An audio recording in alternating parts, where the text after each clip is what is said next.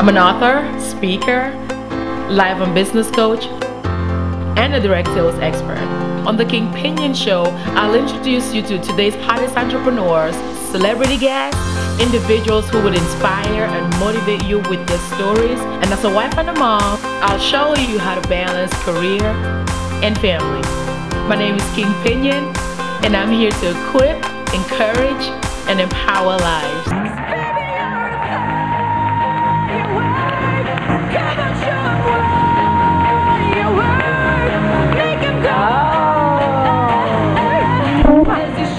Ooh, doesn't she look amazing?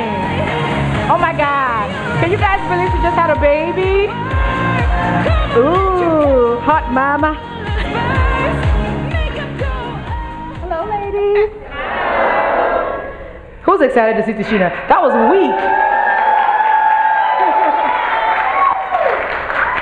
weak. Well, she needs no introduction, right? She's mentoring half of you in this room. She's a phenomenal leader in our company. She's a lot of fun to be around. So I know we are going to have a good time. Did you get something to eat? I did. Well, I mean, all those women already know you. So I want to start by asking you, who inspires you or what inspires you? Oh, gosh. You know, I think at this point, I think in life it changes. So you start off and there's always one thing that, you know, when you're starting off in business, most of us are just trying to like get by. And so you're inspired by just about anything. I don't know about you guys, but anything used to inspire me. And now I think it becomes like more deeper meaning, things like people that I really look up to that change the world. When you look at like a Michelle Obama and everything that she does, and you look at people who are a philanthropist, you know what I'm trying to say, right? But you look at people who are doing great things, and I think at this point, life is just different. Once you get money as an issue out of the way, you start really trying to like help other people. You want it for others more sometimes than you start to want it for yourself. Yes. And you get so frustrated when people aren't living to their potential. Mm-hmm. Or you get frustrated when you see others that have so much in them, but you know that they're letting other things get in their way. And you sit there and you can do nothing but watch it. Because the truth of the matter is sometimes the closer you are to people, the more they don't hear you. Yes. And even though you can have a wealth of information, even though you could be that person that has been there, has done it, when people know who you are and they know you as an individual, it becomes one of those things where they form a deaf ear to you. Yes. And so, you know, I get inspired now when I see people who are like me. People who really decide to take their lives to that next level. And they don't let anything get in their way. Yes. And you get inspired because when you see someone, you know how we used to work hard back in the day. And the tears that came with it and all the hard work that came with it. And when you see somebody come in your business and they have that same kind of attitude, and you hear the stories of, you know what, this is what I'm going through, but look how I'm getting past it. Yes. It's inspiring because you start to look at them and say, wow, you're the next leader. You're the next person that others are going to be, you know, looking forward to hearing them speak. And I think my inspiration now comes from those types of people that are coming through the business. Right. You know what, when you just said, what you just said about people around you, mm-hmm. not really appreciating you, it reminds me of somebody whom we all know in here, Jesus. Right? And he clearly said that a prophet is never accepted in his hometown.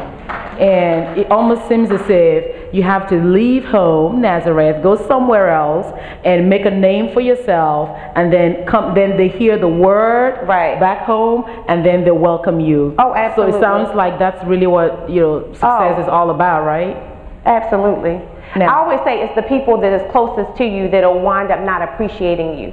Like they're the ones that you help the most, but then later on they'll find something, or they'll get upset at something, or it'll be something later on the line. You're like, I've helped you more. I've let you in my home. I've gone to your home. I've done meetings for you. I've done all these things for you, and then those are the ones that do something that really wind up hurting you. Do you find out in your business that those people are always the ones that get frustrated because they think that that one PBR or that one conference call was supposed to be the call with their next platinum. So what that tells you and me is that people are naturally selfish.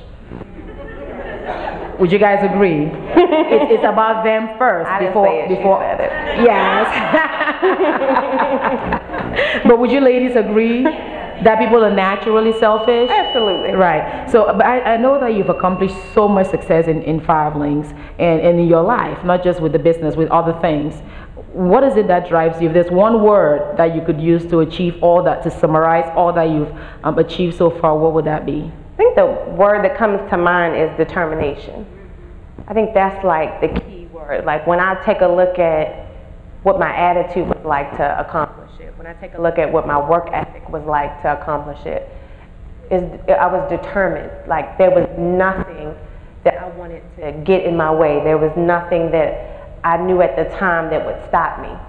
And I know what I see because I believe that anyone can have success. Yes. However, there's not a lot of us that get there. And when you get here, the thing is you want others to come along with you. But one thing that they're missing is just that it's like hunger. You know, you ever been hungry? Y'all fortunate people, y'all probably haven't had to starve a day in your life. You know, but you know, I grew up with just my mom, and we've had times where I remember being in a home and having to eat syrup sandwiches. Y'all know anything about that? Y'all know anything about that cheese with the do not sell sign that's on it? And you know, I remember times when I had dirty clothes or dirty socks and I would just turn them inside out because I didn't want my mom to have to pay to wash them. And I just remember those feelings. I think everything that we go through in life will shape us into who we are. And I look back at it and I'm like, wow, that I grew up a little, it wasn't easy. I'll just say that, it wasn't easy. But I'm kind of glad that I grew up that way now because I feel like those days prepared me for today. Right. You know, Right. not having prepared me for that feeling of never wanted to be in a place of not having again. And I think what happens is a lot of people just don't have anything in them that they feel strong about. Like it's nothing that is, you know, inside of them already that says you got to get up, you got to move forward, you can't let that bother you, you can't let that stop you. There's just nothing there. And so if there's nothing there, I think you definitely have to come up with something. But for me, it was something there that just said, I don't want to do that to my children. Right. You know, I don't want my children to be in a situation where they don't have any. And Right. I was just determined to make my life for them better.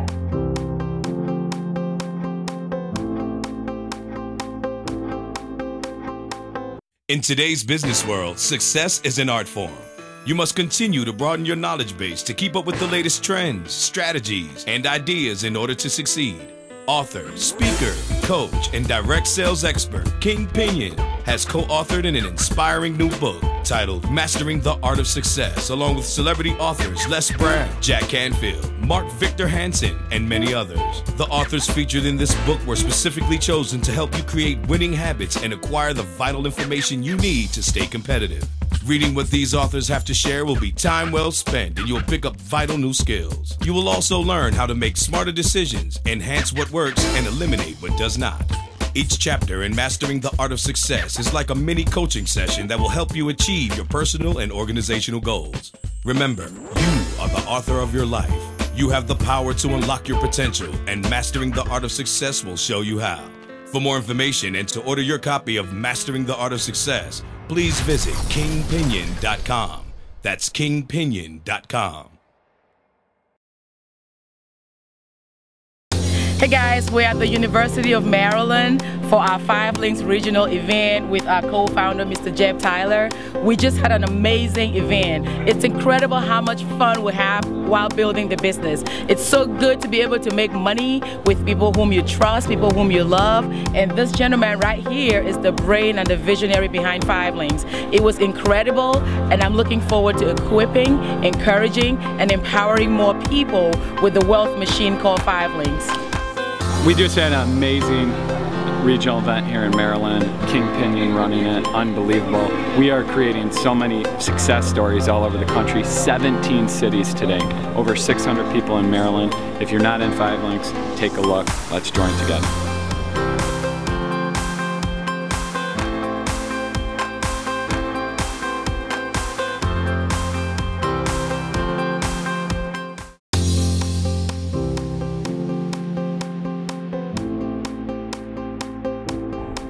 What motivates you?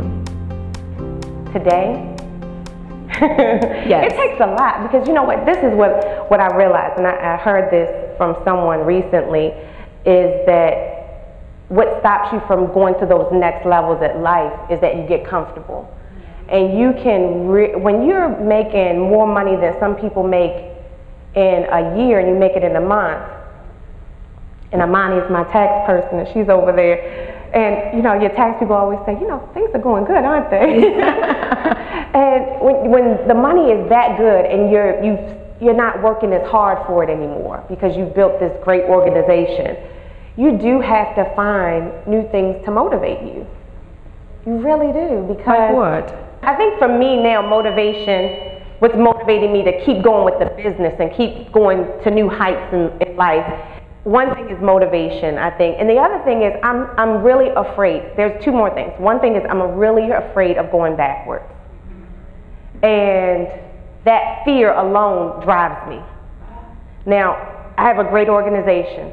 Things are, you know, in my opinion, they're very stable. However, I'm always under the belief that anything can happen, and if anything can happen, then you have to work constantly to maintain it and to take it to that next level. You look at people like Oprah, she still works, right?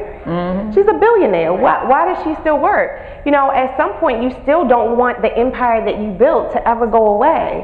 You know, you want to keep it going. And so the other thing that motivates me is just that fear of ever having to go backwards. Like, I am so afraid to be where I was 7 years ago. Yeah, I think that would inspire all of you in here, right? It'll motivate all of you in here, right? I'm afraid. What are you afraid of? I'm afraid, like, that was my next question, actually. If I don't work, that I'll lose everything that I have. Do you have any fears? That is it. That's it. That's my fear. And snakes. Oh, and I don't like snakes. How about you? I do not like snakes. You know, actually, I just asked you, and I realized you really are not scared of anything. That's why I wanted to know what your fears are, because she would go bungee jumping, Tish would go rock climbing. Jump out of she wants to jump out of a plane. Oh, yeah. Oh, you too? And when she said that to me, now this is somebody who was afraid of heights. Just so you guys know, I would not live on the 10th floor, and I definitely would not be looking down because I'm gonna fall. And even though I fly all the time, and you already know this, I have to pray a lot before I fly just because I'm that scared of heights. And when I see somebody who's not scared of heights, I want to know what they're afraid of. So now I know. I'm not afraid of that. I'm not afraid of conquering new things. You know me, like, even though I'm not great with technology, I'll get something new. I'll try it. Like, I'm not afraid of, you know, trying. I'm not afraid of rejection. Those things don't bother me. Just but the thought of being broke again. Yes. The thought of not having and not knowing how I'm going to pay my bills. The thought of the feeling that came along with that. You know, that's why I say where we are today, if people knew what it felt like, you would run. You would take your shoes off right now. And start running. To Africa. Wherever. You know, you would run towards it, because that feeling of security of, you know, the feeling of, you know, the residual income, the feeling of, I can really wake up tomorrow and go anywhere I want to go. Just that feeling of my kids can do whatever they want. I can put them in whatever school. If something happens today, God forbid, I don't have to worry about it. Yeah. That feeling is a great feeling. And the fear of that feeling ever going away is what I'm afraid of. How important is it to have mentors and coaches in this business as well as in life? You know, I really don't know how you have success without it. I don't know if it's possible. I really don't. I think that everyone needs someone. Mm-hmm. You're blessed if you can find someone that's willing to put the time into you. Yes. You're blessed. Here's the thing. I believe that anybody could have the perfect mentor. They just have to find them. They have to look for them. And then they have to learn how to be very selfless.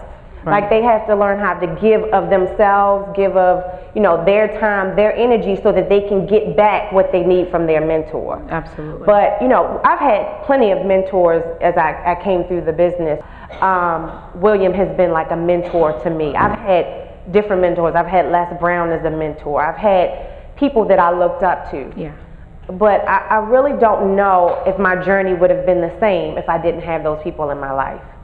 And I think that you have to learn, some people, this is how some people are. They find people or mentors, but only when they give them what they want. Yes. Mm-hmm. Only when they tell them what they want to hear is that person their mentor. That's the only time. And to me, you don't understand or you don't know what it means to have a mentor. Because the mentor is supposed to be the one that you don't want to hear what they have to say. Yes. It's going to keep you in check, keep you in line, tell you what you are supposed to do, not what you want to hear. Yeah. That's what a mentor is for. But most people just don't, they don't function in that way because they don't want to be told what to do.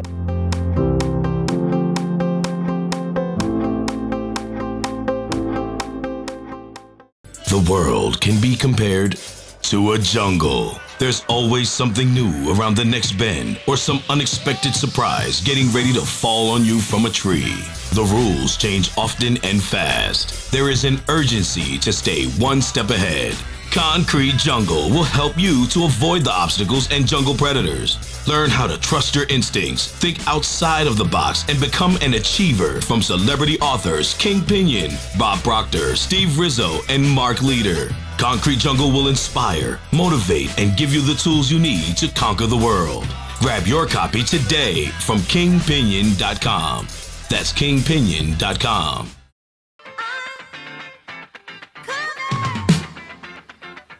Ladies, it's time to ignite your life and become a new woman. On the King Pinyin Show. Get the tools to help fight for your breakthrough, mind, body, and soul.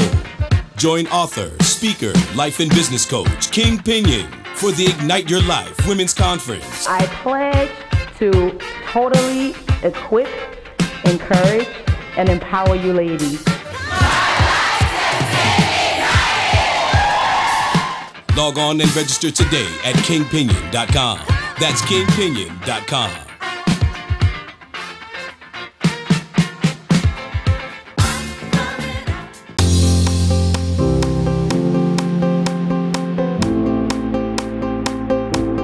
A lot of times on my conference calls when I'm dealing with this topic, I always go back to the Lakers. I mean, they've been so good. How many of you like basketball in here? And I always start by saying, if a basketball team is not doing good, they fire the coach. That's mentorship. They know you're not coaching or mentoring the team right, because if you are, they'll be winning games. And I always talk about Kobe Bryant and Phil Jackson. And I say, Phil does not care what Kobe wants to hear. He's telling him what he needs to do to up his game so he can be the MVP. And I'm surprised you said that, because I look at so many people, and we have a lot of love, especially in our business, call people their mentors, and I'm like, no, that's your friend. Right. You see them from afar. Yeah, because they're your cheerleaders. Right. A mentor is supposed to tell you what time it is. And your friends are supposed to be your cheerleaders. Regardless of whether you're doing something good or bad, they cheer you on. Like the cheerleaders with their pom-poms, team winning or losing, they come out. And I always say, if I was a cheerleader and them Wizards were losing, I'm not coming out jumping. Because they're losing, right? But I guess that's just me. And I do know that you have a mentoring program, a coaching program. Do you want to share? Do you have information here this weekend about that? Like I just started, I'm just starting back working again. I know. After having the baby. That's the good thing about this business is you can take time off. I've taken like a year off of just relaxing, being pregnant. We've taken off more than a year. Maybe a little more. You're not supposed to say anything. I've taken some time. That's a good thing about what we do, is it allows you to take the time that you need. That's what we teach people, right? Yes. And so I believe that there's a time and place for everything, and I've taken time off to give life, and now I'm back. You know what? I think I'm being very honest. When I have children, I think God shuts my brain off, and really, I'm not the same person. I don't want to work. Yes. I don't want to do much of anything. I just want to lay around the house and eat Cheetos and watch TV. And I'm like, that is not me. It's not me. If you know me, I don't watch television. I'm always on the go. I'm always doing something. I'm always moving forward. But when I'm pregnant, I'm in a relaxed state. Yes. And so now that the baby is out, and I'm so excited about helping more people, because that's really like just my passion. It's just, I think that has to be a part of your passion when you're in this type of business. And I honestly want to give people what they need. And I get so many messages through Facebook and Twitter, and a lot of people are asking, can you coach me, mentor me? I think a lot of people know my personality is a lot like yours, and it's that, like, I'm gonna kick you in your butt if you don't do what you're supposed to. And people want that. I'm realizing that they like it. Yeah, they like it, but they can't deal with it. Well, that's true. People say they want it, but dealing with it is another thing, right? Yes. But most people tell me, I really need you to keep me in line. I really need you to, keep me focused. Tell me what to do. And so I tried to put together a program that was around what people's needs are, what they want. And it takes a lot of time. Mentoring takes time. Oh, yes. It takes a lot of time, because you have to give of yourself so much. And it's almost just as much as physical labor when you're using your brain. When I'm done with mentoring, I'm exhausted. Me too. I have to sit there, I have to evaluate you, where you are, what you need to do, what are the steps, what's a great strategy for you as an individual, how does that fit into your life? All of those things are about mentorship. It's also about building a relationship and getting to know the person. What is it that you like? What do you not like? What are the goals that you want to accomplish? And so I don't like to call it mentoring, because I really think that, to me, I like to call it coaching, because I look at it as you're coaching them through whatever scenario or whatever situation. I look at mentorship as when you have a long-term relationship with someone for years, and that person is there, you just call them and you just say, how can I do this better, or Right. And I think we've been mentors to each other, haven't we? I used to kick your butt in the beginning. Yes, very much, and I needed it, but it was intimidating. Are you guys intimidated sometimes? Yeah. She would say things like, what are you doing here? Why are you still at that level? You ought to be ashamed of yourself. And you're laughing, but I was in tears. And she was really hard back in the day, and I remember just like, I don't know what I'm doing. I'm sorry. Should I not be here? Where should I be? Can you tell me? Getting customers. Okay. Getting to Indy. All right. I'm going. Should I leave now? And so, we've had those conversations, and as time went on, we've had the conversations of we're in the right thing. We used to have those late night talks of, if we just stick with this, if we continue down a path that we're going, if we stay focused, we're really going to get what we want out of this. Yeah, and you liking your Rolex watch? I am. I'm ready for the new one to come in. Me too. I was just looking, I was waiting for her to get here, and if your strap was here before mine, I was about to start a fight. I was about to call Craig and Jeff. I know we got to call Craig and Jeff and Jason and William and find out why they have it before us. I don't know. Are you guys going to gang up with us? Okay, ladies. So, did you guys have a good time with Mr. Sheena Pettiford? You guys had a good time?